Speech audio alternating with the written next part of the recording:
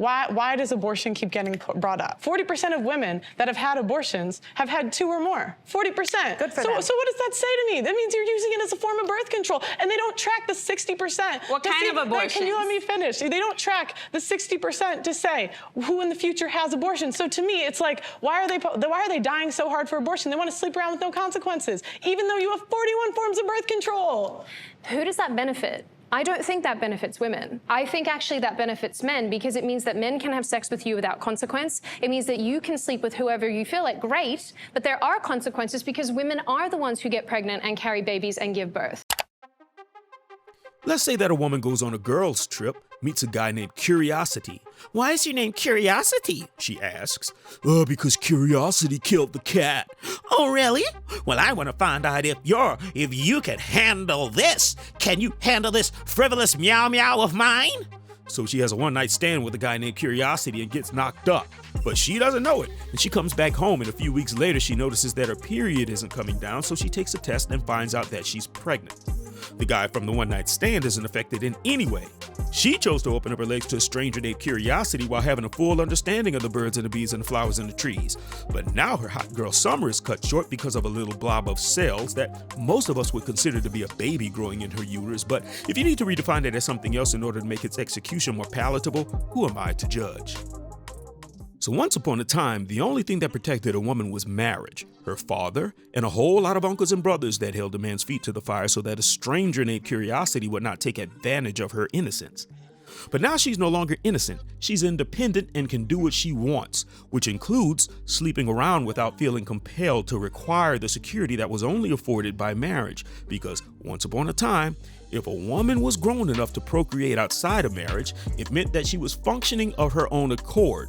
But also, this would encourage women to place false allegations on their booty buddies because of the idea of her being violated would garner sympathy from the community while also arousing the men to execute justice.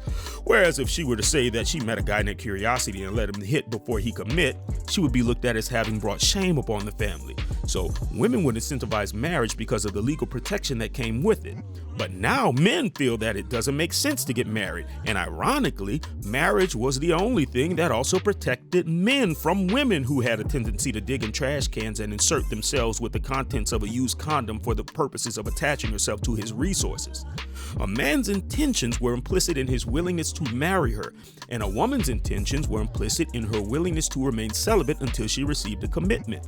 But if you remove the incentive from the institution of marriage, then what you get is a woman who is more interested in the baby than she is in the man. And if she's playing the lottery with her uterus, she will introduce herself to the seed of men who have nothing to give, whether there is a system to enforce it or not.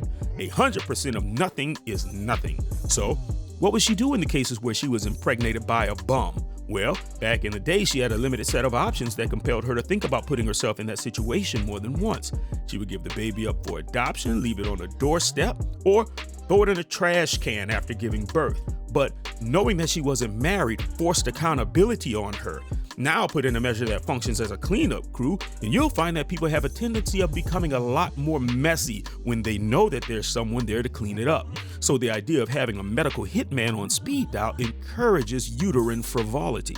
Now factor in the correlation between marriage and Roe v. Wade. Were there more marriages before or after abortion became legal? It's just something to think about. However, a lot of us who were born in a specific generation had parents whose parents forced them to get married because their progeny decided to do the hibbity-dibbity and produce a baby in the process. But now there's no incentive to get married, not when you could turn the baby into cream of wheat and keep on trucking. And it certainly doesn't benefit the men who are hopeful fathers, advocating on the behalf of the blob of cells that most of us consider to be a baby. It does not benefit these men who are left with no choice but to helplessly beg her to let the baby live.